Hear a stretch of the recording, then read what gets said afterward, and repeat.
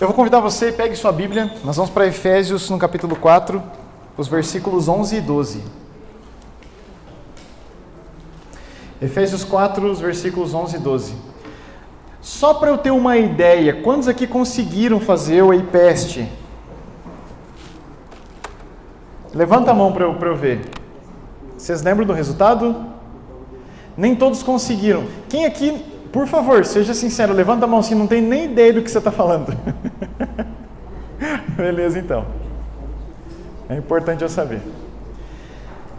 Como nós, pastores, não trabalhamos exclusivamente só com o processo da residência, é uma segunda milha, às vezes a gente não consegue passar para vocês com tanta antecedência. O seu número mudou e eu mandei todo para o outro número.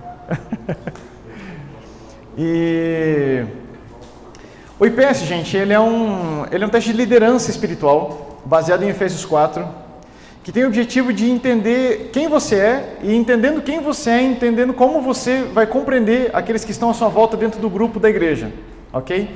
Se a gente fosse resumir dentro de uma linguagem que a gente já tem, é um teste de dons. Não é só isso, mas você já fez um teste de dons. Só que a lista de Efésios 4, ela catalisa, ela potencializa todas as outras listas. E esse teste, ele não vai chegar para você e dizer assim, você tem o dom da liberalidade. Não.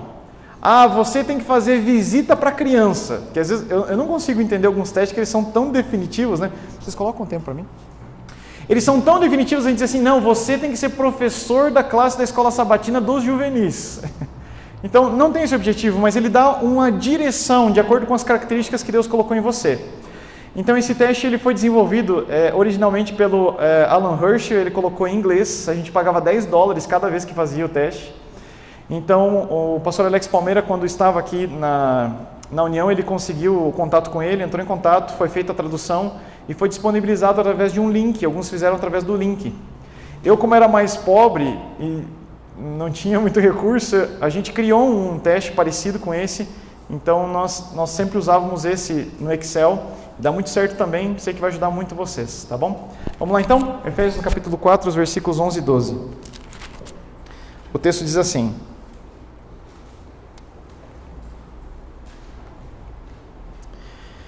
E ele mesmo concedeu uns para apóstolos, outros para profetas, outros para evangelistas e outros para pastores e mestres, com vistas ao aperfeiçoamento dos santos para o desempenho do seu serviço, para a edificação do corpo de Cristo. Eu gosto muito do capítulo 4 de Efésios. Ellen White diz que a igreja deveria, assim como uma obrigação, compreender Efésios 4. Efésios 4 está dividido em 3 partes. Primeiro ele fala de uma diversidade radical, depois ele fala de uma unidade radical, e depois ele fala de uma maturidade radical. E o processo é bem simples. As pessoas são diferentes, diversidade, mas formam um corpo, que é chamado corpo de Cristo, unidade. Mas só fazem isso para desenvolver a maturidade de Cristo no ser humano. Nós, como pastores, temos um problema. Nós tentamos desenvolver o corpo de Cristo sempre trabalhando no coletivo. Por que a gente não trouxe todas as pessoas que fazem parte, então, do plantio? Porque vocês não são o todo. Estou certo ou estou errado? Gente, uma igreja não vai ser composta de 5 pessoas. Nós vamos ter grupos com 20, com 35, com 40 pessoas. Por que nós não trouxemos todos? Porque nós precisamos de pessoas que sejam alicerces e estruturem esse grupo, porque a gente sempre tenta trabalhar no atacado e não funciona. E Efésios, no capítulo 4, disse a ordem, ele disse a maneira, o desenvolvimento do texto. Ele disse assim, que primeiro você faz o quê? Aperfeiçoa o corpo de Cristo? Não, ele começa primariamente de uma outra forma, com vista ao aperfeiçoamento dos santos. A preocupação é com o ser humano, a preocupação é com você. Quem é você? Quais são as características que Deus colocou em você? Quais são as qualidades que você tem? Quem é você? Primeiro no santo. O que ele faz com esse santo que está sendo aperfeiçoado? Coloca para trabalhar, é o serviço.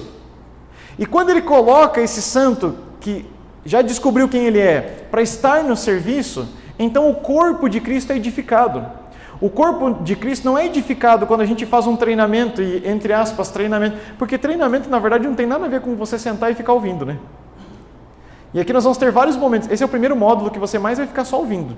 Porque os demais a gente vai sentar dentro das mesas, a gente vai fazer planejamento, a gente vai trabalhar em tríades, dividir em 3 para a gente trabalhar assuntos importantes. Talvez esse seja o que você mais vai ficar ouvindo, mas os demais não. Porque treinamento não é só ouvir, gente. Não é só o cognitivo, é a prática também, é o comportamento. E a gente precisa mudar isso. Ou seja, o santo é aperfeiçoado, é trabalhado o dom dele, dentro da vida dele. Como consequência, ele coloca esse aperfeiçoamento na prática, é o serviço. E como consequência, o corpo de Cristo é edificado. Quer edificar o corpo de Cristo? Trabalha com indivíduos. Não pense que sermão faz muita diferença na vida dos irmãos. Eu gostaria que surtisse efeito. Vocês lembram quando a lição da escola sabatina falou sobre dízimos e ofertas? Aumentou o dízimo e as ofertas na sua igreja naquela época? Vocês lembram quando a lição da escola sabatina era sobre o impacto da igreja na comunidade? Mudou alguma coisa? Estou frustrando você? Eu fiquei frustrado. Vocês entendem, gente, o que eu estou falando? É porque a gente acha que tudo que a gente está fazendo na igreja está sendo treinamento. Não é. Aliás, tem uma frase muito legal que diz assim: se tudo é missão, nada é missão. Porque tudo a gente acha que é missão também, né? Se tudo é missão, nada é missão. Então, pensa bem, você nunca edifica o corpo como um todo, você edifica indivíduos. Jesus não fez isso? Gente, ele pegou o grupo mais inesperado, de 12 que eu não contrataria para o trabalho. Você mudaria o mundo escolhendo 12? Ah, eu não. 12? Por favor, gente, mudar o mundo escolhendo 12. 11, na verdade, né? Vocês estão entendendo, gente? Ele revolucionou porque ele edificou o corpo de Cristo trabalhando com indivíduos, o próprio corpo, porque ele edifica a sua igreja, mas trabalhando com indivíduos. Então a consequência é que nós cheguemos à maturidade, uma igreja madura. Então o primeiro texto ele disse de que maneira nós chegamos a essa maturidade. Uns são apóstolos, outros são profetas, outros são evangelistas, outros são pastores e outros são mestres. Bom, agora a gente precisa entender, porque é aqui que a gente queria chegar. Vocês fizeram o teste. Quem são os pastores aí, que deu resultado que é pastor? Levanta a mão para eu ver. Alguém lembra? Ó, temos uma pastora lá. Não é pastor de profissão, é de liderança. Quem mais aí, gente? Só, quem são os profetas? Que o mais alto deu profeta, o primeiro lá deu profeta. Tem alguém? Nenhum profeta, gente? Ixi, Maria. É que a minha esposa não está aqui porque ela está cuidando do meu filho. Minha esposa é profeta. Tinha uma caneta preta. Não... Ah, já está aqui, eu procurando. Valeu, Falcão. Deixa eu colocar um pouquinho mais no centro aqui agora. Vamos lá, então a gente passa pelos pastores,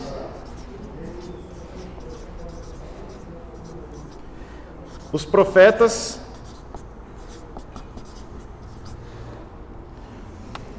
perdão, gente, vamos começar na ordem lá? Não vou mudar aqui agora porque senão eu vou ter que escrever de novo. Quem são os apóstolos? Tem algum que deu apóstolo? Marcelo. Quem mais, gente? Mais ninguém deu apóstolo? Tá. Quem deu? É que os apóstolos não estão aí hoje, né? Tem que explicar o seguinte, Acho que eles nem viram o resultado, né? Não, eles viram. Meu grupo viu, só que são os quadradinhos ali do que a gente faz no link. E aí aquele que deu o maior, que é o maior número, aí esse é o nome dele. Verdade. É o que ficou o número mais alto dentro do teste que vocês fizeram lá. O que ficou o número mais alto, tá? O que ficou mais alto. Quem são os evangelistas? Levanta a mão para eu ver. Uxi, Maria. Ok. Evangelistas. E quem são os mestres? Ok, tem mais gente aí. Queridos, aquele teste é muito simples, muito importante. Ele é basicamente, você pega o que deu mais alto, só que existe o secundário. O segundo influencia muito o primeiro. Mas tá, vamos tentar entender um pouquinho mais assim na prática. Quem são os apóstolos? Os apóstolos são os que não gostam de igreja. Sabe por quê, gente? Esse povo, ele está preocupado com ação. Essa história da igreja ficar parada, diz assim, vamos fazer uma Semana Santa onde todo mundo vai na igreja. Que igreja? É no bairro. São pessoas que gostam muito do novo, de novas experiências, de buscar novas fronteiras. São pessoas que o novo é o que motiva. Elas são motivadas a desafios. Ou seja, o apóstolo é aquele que não vai conseguir dizer assim, hoje nós vamos estudar a palavra de Deus para cumprirmos a missão. E quando terminar o sermão, ele vai dizer assim, tá, a gente só estudou a palavra de Deus, cadê eu cumprir a missão? Então, os apóstolos é o primeiro grupo que a gente encrenca com eles na igreja. Porque eles são para frente, eles têm a iniciativa. Normalmente, não é uma regra, mas normalmente os apóstolos são pessoas empreendedoras. Elas têm facilidade de ter o próprio negócio. É esse povo que gosta de mudança. Inclusive de mudar de casa, de mudar de emprego, de mudar de profissão, de estruturar uma empresa, de repente vende essa empresa e, não estou tranquilo, vou montar outra. Os apóstolos são esse grupo. Tá bom, gente? Por que a gente não gosta dos apóstolos? Porque eles desafiam a gente no sentido de dizer a gente está parado. Esse aqui é o povo do treinamento. Eles têm muita facilidade em ver o todo. O apóstolo, ele não vê assim, igreja, ministério da mulher. Não, ele vê assim, o ministério da mulher está influenciando no ministério pessoal, que está influenciando na recepção. Ele consegue ver o todo, ele vê a igreja como uma estrutura geral, não só como um departamento. E alguns têm muita dificuldade de enxergar isso. O apóstolo tem muita facilidade. O apóstolo é treinamento, é o envio. O nome já diz, tá bom? Vamos lá, quem são os profetas? Os profetas são o segundo grupo que a gente não gosta na igreja. Porque esses aqui são os encrenqueiros. Esse grupo aqui é aquele que fala assim, epa, isso aí não está certo. Epa, isso aqui não é desse jeito. Esse é o grupo que vai trazer a igreja para o estado que ela deveria estar. Se vocês olharem bem na Bíblia, o que é um profeta? A gente pensa assim, aquele que teve um sonho e uma visão, não é assim? O primeiro profeta que é relatado dentro da Bíblia, ou o espírito de profecia, é Enoque. Ellen White diz que Enoque foi um profeta. Mas o primeiro relatado na Bíblia é Abraão. Eu pergunto para você, o que Abraão teve de profeta? Um profeta tem duas características principais. Ele se preocupa muito, muito, muito com a injustiça, entre aspas, injustiça social. Porque ele é o intercessor. Então ele se preocupa com as pessoas. Vocês lembram quando Moisés dizia assim, Senhor, ou o Senhor perdoa esse povo, ou o Senhor risca o meu nome, do livro que o Senhor escreveu. Vocês lembram de Jonas também, né? Mas ainda fica mais difícil para a gente ver. Mas Jeremias, Oséias, gente, pensa na vida de Oséias, intercedendo por um povo adúltero, porque a analogia da vida de Oséias era justamente dizer, o povo de Israel adulterou, foi para outros deuses. Mas o profeta também tem uma outra característica, ele é o porta-voz da mensagem de Deus. E quando Abraão chegou na região lá de Abimeleque, acho que é Abimeleque, se eu não estou enganado, Abimeleque, que deixou a esposa dele, e Abimeleque começou a ser amaldiçoado, gente, não são com essas palavras, mas é mais ou menos assim que está escrito lá. Deus se apresenta para Abimeleque e fala assim, você está sendo amaldiçoado porque você está com a esposa que é do outro. Não, mas ele falou que não é esposa, é irmã. Então vamos fazer o seguinte, Deus respondendo, né? Eu vou conversar com o meu profeta Abraão, ele vai interceder por você junto a mim. Presta atenção no que vai acontecer. Deus está falando com um cara que está com problema. Aí ele fala assim, só que é o seguinte, eu vou falar com Abraão, ele vai vir falar comigo, eu vou explicar para Abraão, ele vai ter que falar comigo e depois eu vou ajudar você. Vocês entenderam o processo? Se Deus envia o profeta, ele é porta-voz. Então, na igreja, o profeta é aquele que vai defender, dizer assim, o que é certo, ele vive de acordo com as regras do jogo. Ele precisa saber o começo, o meio e o fim, senão ele não vai para frente. É por isso que normalmente os secretários da igreja, secretários das nossas igrejas são profetas. Porque eles gostam do manual. O que está escrito no manual? O que fala no guia para a secretaria? Vocês entenderam, gente? Tem muitas pessoas assim que é claro, é profeta. Só que tem um detalhe, um profeta direcionado é uma bênção. Um profeta mal direcionado é um problema, porque até o que é errado ele vai defender com unhas e dentes. Esse é o problema. Sabe o que é o nosso problema com algumas práticas que nós temos na igreja com relação à música? É que a gente tenta ser profeta sem estar com alicerce. E é por isso que dá tanta briga. Porque a gente quer ser profeta sem ter um alinhamento, simplesmente porque eu acho desse jeito. Então os profetas normalmente eles não são tão bem vistos assim, porque isso acontece, mas eles são uma bênção de Deus. A minha esposa é profeta e o segundo é apóstolo. Ela chega e fala para mim assim, João, você está saindo do caminho. Gente, é muito interessante. João, você está fazendo um negócio muito devagar. Acelera isso aí. Presta atenção. Então, sabe, gente, Deus utiliza essas pessoas para fazer a gente pensar, pera lá, eu tenho que voltar para o caminho de Deus. No teu casamento isso aqui vai mudar, viu? Vai ser totalmente diferente. Quem são os evangelistas? Os evangelistas não são o evangelista que aparece na Novo Tempo, lá, o Amorim, o Brito, não é desse tipo de evangelista. O evangelista é um recrutador, é um agregador. E a maior preocupação do evangelista é quem ainda não crê. Quem ainda não crê. Então o evangelista normalmente você vê na recepção da igreja. Porque são pessoas extremamente abertas, comunicativas, não é uma regra, mas normalmente é assim. E o desejo delas é envolver pessoas para que cheguem no reino de Deus. Ela se preocupa com quem está na igreja, mas a maior preocupação dela é quem ainda não chegou na igreja. Vocês estão entendendo? É quem ainda não está ali. Por que a gente está fazendo tudo isso aqui e não tem nenhum não adventista aqui? Então o evangelista ele cativa as pessoas de uma maneira muito mais rápida.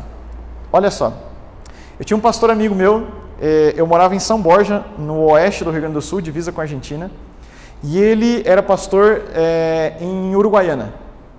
Perdão, Uruguaiana não, em Alegrete. Alegrete, Uruguaiana? Uruguaiana. E teve a caravana da Novo Tempo. E foi lá em Santo Ângelo. Lá na igreja central de Santo Ângelo. Estou falando que o pastor Luiz é de lá, né? E a gente foi na igreja de Santo Ângelo e eu sofri para levar 15 pessoas. 15 pessoas. Sofri, assim, para ter 15 pessoas indo para lá. E quando eu cheguei assim, falei, pastor, e aí? Quantas pessoas vieram junto com você? Ele falou assim, eu trouxe 2 ônibus. Eu falei assim, mas que história é essa? Como? A igreja cheia de gente que ele trouxe e eu com 15 pessoas lá. Eu falei, meu Deus. Eu falei assim, não, é o meu distrito, que o povo não gosta de sair, o dele o pessoal gosta.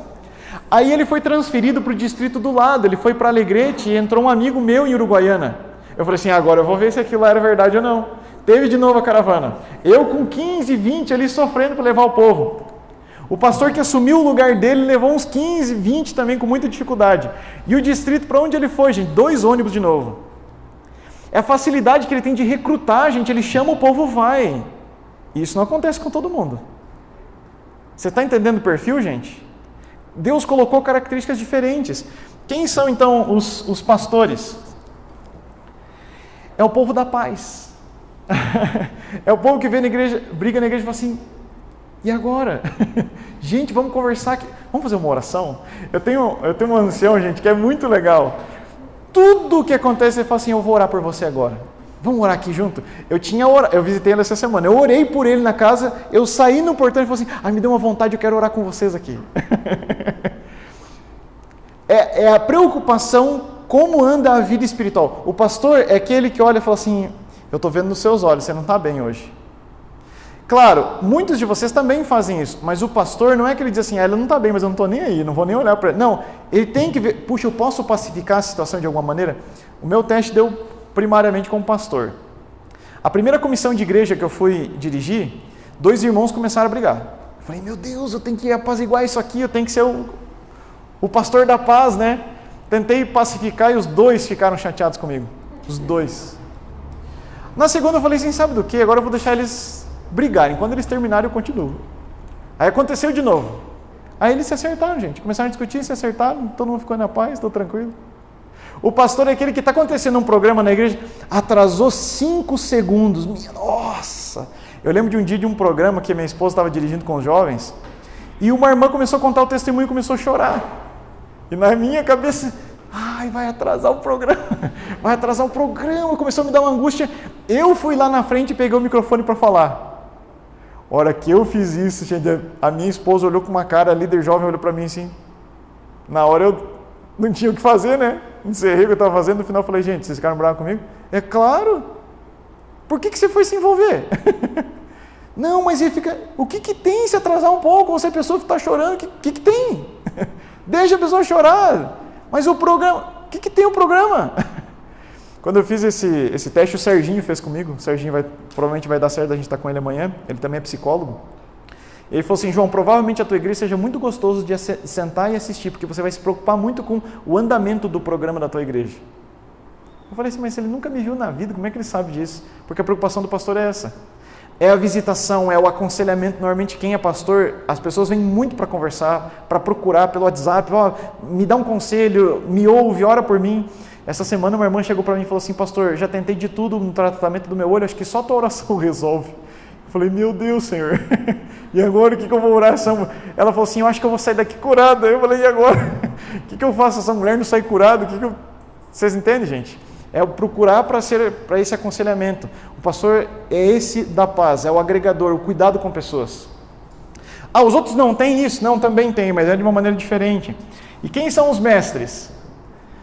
Os mestres são aqueles que vão tornar o difícil fácil. Eles pegam as 2.300 tardes e manhãs e conseguem resumir de uma maneira que as pessoas entendam. Normalmente o mestre é aquele que é a metralhadora de datas, né? Porque o fulano de tal fez isso no dia tal, no mês tal, no ano tal, e tal. Porque ele decorou tudo, ele ficou na cabeça dele. Gente, entenda uma coisa, nem todo mundo é assim. E é uma tragédia quando a gente tem um professor da escola sabatina mestre que não tem didática. Porque o mestre precisa desenvolver didática. Uma vez um rapaz, eu vi ele passando a lição, gente, era Daniel a lição. Quando terminou, ninguém entendeu nada. Ele foi uma metralhadora. Ele falou de cor, falei, muito bonito, mas não adiantou nada, porque ninguém entendeu nada. Mas o mestre, ele tem essa facilidade. Deixa eu fazer uma apostila. Deixa eu fazer um aplicativo para facilitar. Deixa eu elaborar uma outra maneira de ensinar. Eu vou fazer uma dinâmica agora. Vocês entenderam? O mestre ele vai se preocupar com o conteúdo, mas com conteúdo que seja acessível às pessoas. Então ele vai tornar aquilo que é muito complicado que seja mais fácil de ser acessado pelas pessoas. Quem você é? Vocês têm todos? Tem, mas não na plenitude. Um desses em vocês vai se destacar mais. Talvez vocês sejam mais pastores, que é o caso do Jorabe. Talvez vocês sejam mais profetas. Talvez sejam mais mestres. Um que se destaca mais. E um profeta mestre vai ser diferente de um profeta apóstolo. Existe ainda toda essa questão. Mas entenda uma coisa, o único que teve tudo isso aqui na plenitude foi Jesus. Gente, ele foi muito apóstolo, mas ele foi muito profeta também. Porque ele dava no dedo de quem tinha que dar, né? Mas ele também foi evangelista, porque ele teve que agregar pessoas e recrutar gente. Mas ele também foi o bom pastor. E mestre nem se fala. Ele tem na plenitude, nós não. Mas um de vocês complementa o outro. E vocês entenderam por que Efésios 4 fala da necessidade de nós desenvolvermos os 5 na igreja como um corpo? Vocês já pensaram o que é uma igreja só com apóstolo? Não existe. Porque é tudo para fora. E um quer fazer para uma direção diferente do outro. Sai todo mundo, cada um para uma direção e a gente não chega em lugar nenhum. Uma igreja só de profetas, você acha que existiria? Gente, é um reclamando em cima do outro. E uma igreja só com evangelistas? Não funciona uma igreja só com um deles, nem com pastores. A nossa realidade dentro da igreja adventista é que a maior parte estão aqui, mestres e pastores. Por isso que a gente faz pouco para fora. E quando nós fazemos para fora, a gente não sabe o que está fazendo, porque a gente não pensou. Vocês estão entendendo? Desses 5, o apóstolo, o profeta e o evangelista são mais para fora. Penso muito mais além das paredes da igreja. Veja, esse para fora, ele é entre aspas, tá? A gente precisa entender que na verdade não existe dentro e fora da igreja. Mas a questão é que eles pensam um pouco mais para fora. E o pastor e o mestre? É como estão funcionando as coisas aqui dentro.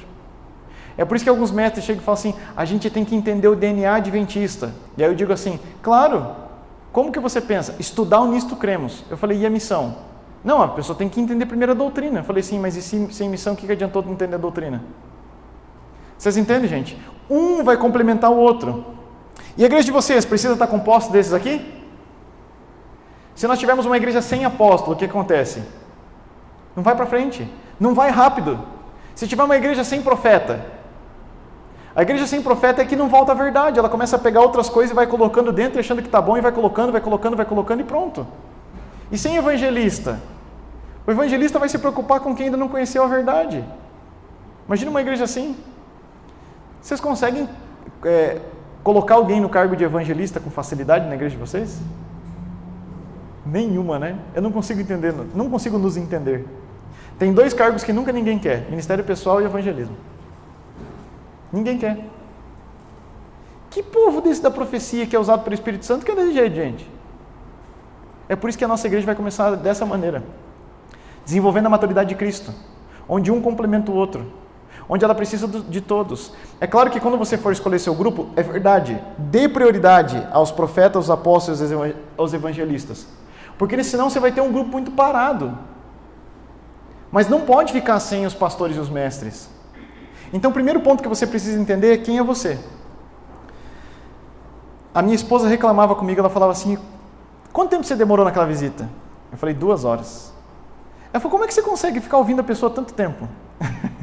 Eu falei, eu não consigo sair da casa sem ter ouvido a pessoa. E não importa o que ela está falando, às vezes não tem nada a ver. Eu tenho que ouvir ela até o final. Ela falou assim, e adiantou alguma coisa? Aí eu falei, não. Não. Eu me lembro um dia que eu fui visitar um senhor chamado Nicanor. Pensa num homem que falou 2 horas sem parar. E ele é aquela pessoa que diz assim, um dia eu fui num treinamento, e lá nesse treinamento era de plantio de igreja, e tinha um projetor.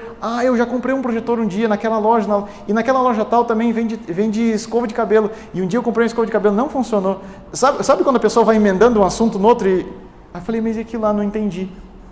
2 horas, gente. Até agora que eu falei assim, irmão, eu preciso ir. Eu saí arrasado da visita, gente, arrasado. Porque ele só queria falar. E aí, quem que pegou? Como esses dias eu ouvi assim, mas você é psicólogo? Eu falei, não, irmão, sou pastor. Mas você estudou psicologia? Eu fiz 2 semestres, não sou psicólogo. Eu posso orar por você. Tem gente que nem oração quer. Tem gente que só quer usar o teu tempo. E aí minha esposa olhou para mim e falou assim, e aí? Você ficou 2 horas? Por que ela não consegue entender? Porque para ela, a pessoa tem que dizer assim, é o seguinte, eu estou com esse problema e é isso que eu preciso. 5 minutos, se passar de 5 minutos ela não vai ouvir mais.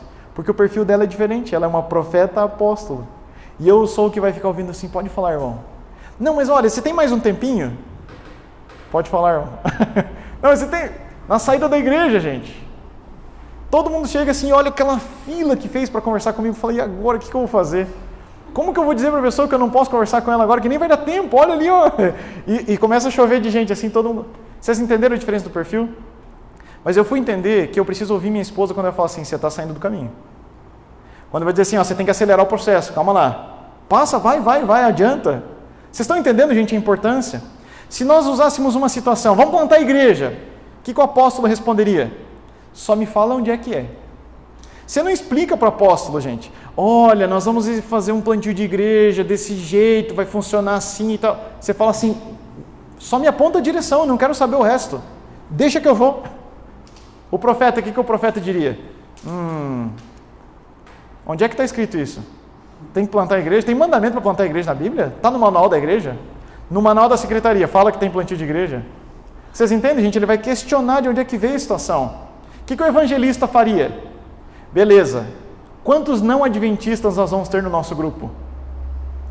O que o pastor falaria? Beleza, vamos lá. Mas está todo mundo bem espiritualmente? Será que todo mundo está lendo e tem a assinatura da lição da escola sabatina? Vocês entendem, gente? E o que o mestre falaria? Eu vou fazer uma apostila, então. Então, cada um é importante dentro do processo. E quando você entende que é o que eu estou falando agora, quem você é, você entende quem está do teu lado. E eu não conheço a igreja de vocês, gente, mas eu poderia citar nomes de pessoas que são mal compreendidas dentro da igreja, e a gente tem que ter paciência com esse ser humano, porque a gente normalmente não compreende. E a gente precisa começar a compreendê-lo. E quando eu compreendo quem eu sou, eu vou começar a compreender a maneira que cada um reage, eu vou entender a importância dele dentro do corpo de Cristo. É por isso que como pastor, não tenho toda a verdade, não sou dono de toda a palavra. É por isso que eu preciso ouvir os demais que estão comigo. E se eu sou pastor, tem outros 4 que precisam me complementar para que a gente alcance a maturidade. E uma igreja que tem falta de algum desses aqui, é uma igreja que caminha com dificuldade. Eu já fiz esse teste 2 vezes com toda uma igreja. E nas 2, 80% deu mestre e pastor. Teve igreja que não deu um apóstolo. O que vocês acham que essa igreja... O que acontece com essa igreja? Ela não atrai o apóstolo porque é tudo aqui dentro. É só dentro do prédio, é só dentro do culto, é sentar para assistir o culto. Tudo é assistir o culto. E o apóstolo não vai conseguir. Não é que seja errado assistir o culto, ou que nós não vamos fazer o culto por causa dele, não. Mas a gente tem que entender que tem um processo de entender a cabeça dele, que ele vai questionar, por que a gente não vai plantar outra igreja, por que a gente não vai para fora? Então, quando a gente compreende isso, nós entendemos a diversidade, os dons são diversos, nós compreendemos a unidade, mas nós também alcançamos maturidade. O que falta para a nossa igreja? Falta entender a capacitação que o próprio Deus deixou para a gente. Os profetas, os apóstolos, pastores, mestres, evangelistas. E colocar esse povo dentro do seu escopo de trabalho. Um dia eu tentei fazer isso aqui numa igreja e eu ia correr o risco de dizer assim, bom, os profetas são da assistência social, da injustiça social, então eu vou colocar só o profeta na asa. Não é isso. Coloca só o profeta na asa para ver se vai sair alguma coisa. Não é isso. Para pregar é só mestre. É só mestre que ensina? Todo mundo ensina. Só que existem pessoas que têm o dom do ensino. Mas todo mundo ensina de alguma maneira. Todos são evangelistas? Não. Alguns têm dom do evangelismo. Mas todos são evangelistas. Todo mundo evangeliza de alguma maneira. Todos são responsáveis pela evangelização. Só que existe algo em mim que é mais forte. E quando eu entendo o que é, eu consigo ser fortalecido por aqueles que estão na minha volta. Então, gente, a nossa igreja vai começar a desenvolver maturidade nas pessoas. Você vai entender quem você é e entender quem está do teu lado. E entender por que reage da maneira como reage e como potencializar cada um que está dentro do seu grupo. Vocês entenderam, gente, a importância da gente entender isso aqui? Então, o IPEST falou assim, beleza, eu sou mestre, mas eu posso ensinar as crianças, eu posso ensinar na escola sabatina, eu posso ter um pequeno grupo, eu posso ter uma classe bíblica, de várias maneiras. Então eu sou evangelista, então eu posso trabalhar em várias vertentes também. Eu sou profeta, eu sou profeta. Puxa, o que eu vou fazer? Eu posso trabalhar com assistência social, eu posso trabalhar com as burocracias da igreja, eu gosto disso. Eu sou apóstolo, eu vou treinar o pessoal, mas além disso eu posso plantar outra igreja, você é aquele que vai ser enviado. E os pastores, aconselhamento, um grupo de oração, sabe? Tem várias coisas. Aqui Deus vai direcionar onde Ele precisa a tua vida. É por isso que a gente está falando aqui sobre nós compreendermos o propósito de Deus para a nossa vida. Beleza, gente? Vocês entenderam por que vocês precisam fazer o teste? Que a gente precisa saber da nossa igreja quem é em cada uma dessas direções? Dúvidas? Se vocês não perguntarem, eu vou saber que vocês não entenderam nada. Eu vou começar então de novo. Gente, alguém ficou... Você mandou o link pro Wellington para ele poder entrar no Zoom? É só de tarde. Quem é agora? É o Mar... Luiz. Gente, alguma dúvida? Por favor, irmão.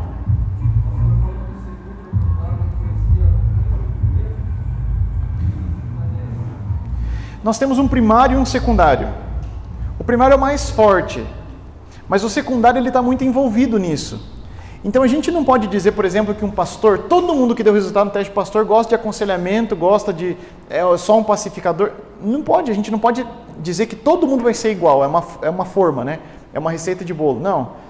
Então assim, um pastor que é apóstolo, ele vai ter uma direção, ele é pastor, mas ele vai gostar muito do treinamento, do plantio, do avanço. Mas um pastor mestre, ele vai ser mais tranquilo nas suas ações, ele vai gostar mais da questão do ensino. Então, o segundo que deu no seu resultado influencia muito também. Então, não pensem só no primeiro. O secundário é muito importante. Tanto que no teste, os que fizeram online, ele dá o resultado assim, né? Primário 1, primário 2. É isso aí. Os demais eu não tenho? Eu não tenho nenhuma. O último deu apóstolo. Eu não sei por que eu estou aqui. Porque eu estou lutando contra a minha tendência de querer cuidar e só manter a igreja que eu tenho, de não plantar. Essa é a minha tendência. Eu estou lutando contra essa tendência para estar aqui. Então assim, eu não tenho nenhuma característica do apóstolo. Não é isso. Mas é que para mim vai ser muito... Na minha cabeça vai passar que eu tenho que manter, fazer manutenção da igreja que eu já tenho, do que plantar outra. Vocês sabem o que a Ellen White fala sobre isso?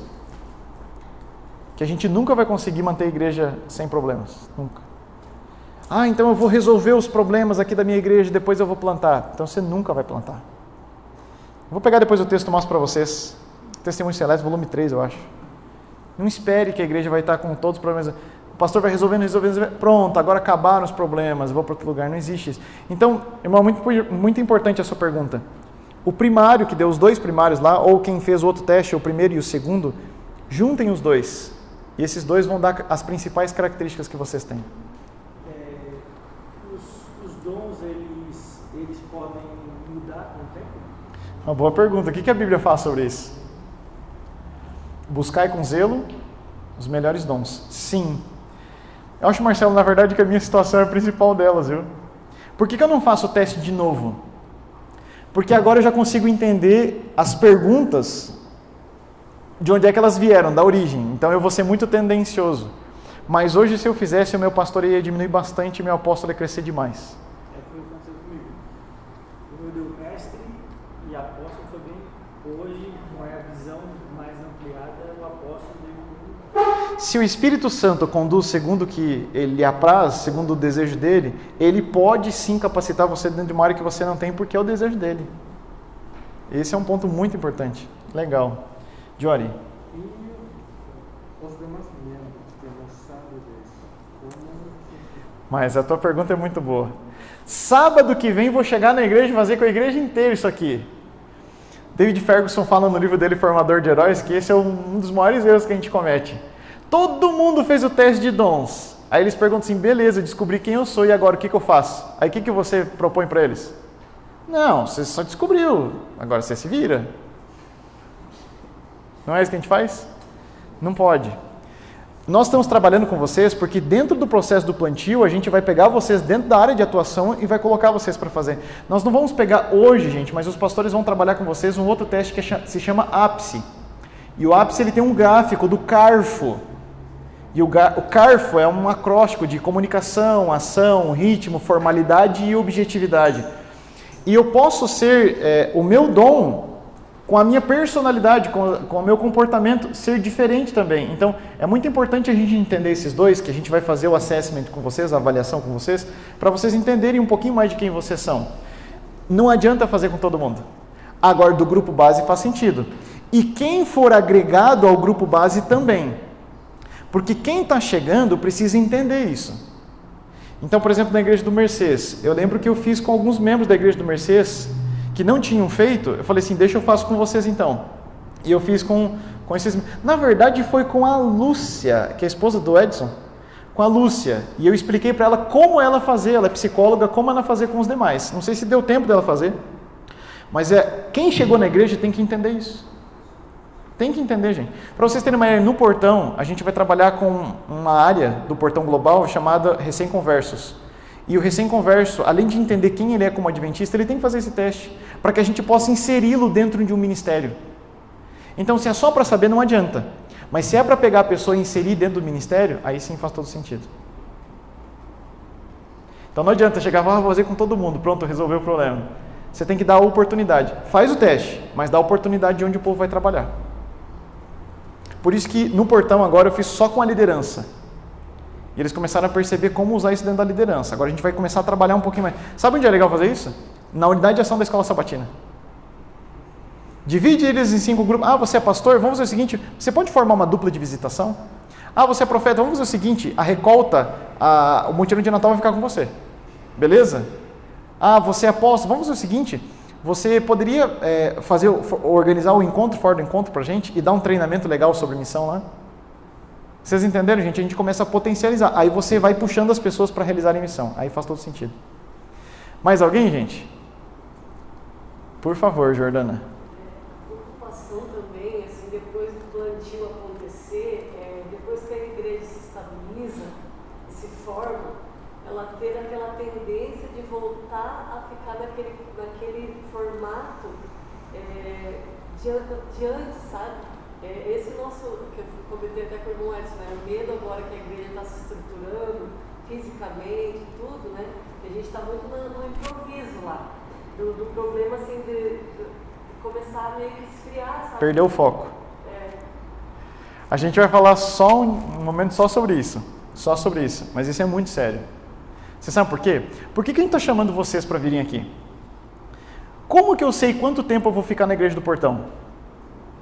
Quantos anos vocês acham que o pastor Marcelo vai ficar no distrito? O Wellington. Quanto tempo o Luiz vai estar aqui? O Falcão? A gente não sabe. Por isso que a gente vai falar só sobre como vocês continuarem mantendo viva a visão. Porque ela não pode ser refém do pastor. Mas na maior parte das igrejas aconteceu isso. E em outros lugares acabou acontecendo esse processo da gente perder essa visão e voltar. Então existem maneiras, só para resumir para vocês, existe uma coisa que eu gosto de fazer que é o retiro trimestral. A gente conversava sobre isso. O retiro trimestral era o dia em que eu pegava o grupo base, a igreja fechava tudo, não tinha culto, não tinha nada. A gente ia para o meio do mato e a gente então revisava assuntos que eram importantes para nós. Um deles era o EPEST, o outro deles era o acorde. gente vai falar sobre acorde. Porque eles precisam entender o que está acontecendo. Quem chega transferido na sua igreja? Porque vai chegar gente de outro lugar. O que você faz com esse ser humano? Gente, ele precisa compreender o que está acontecendo. No retiro, era o momento onde a gente fazia uma imersão. E essa imersão era trabalhar os principais assuntos que nós tínhamos como prioridade dentro da igreja. Veio transferido, foi recém-batizado, apareceu de paraquedas aqui. Todos eles participavam, tinham que participar. Porque enquanto não participassem, a gente não aceitava a transferência. Porque enquanto ele não estiver envolvido, e tem gente que vai ser turista na igreja de vocês. Tem gente que vai ser turista. Tá bom? Eu não quero entrar tanto dentro desse assunto, porque cada secretaria tem uma maneira de agir. Mas nas igrejas onde eu plantei, a gente só recebia quem estava vivendo o acorde, quem estava participando de pequeno grupo, quem estava participando de treinamento. Você quer ser membro aqui? Então você tem que participar. Porque o que a gente faz hoje é o contrário disso, né? Por que a gente tem tanto membro descomprometido?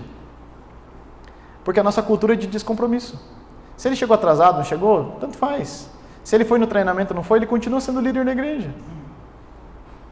A gente tem uma cultura de descompromisso que gera descompromisso nos membros. E aqui a gente está começando com uma cultura de compromisso. Ou seja, todo mundo se compromete. É legal fazer parte desse grupo, mas você tem que ter o teu compromisso.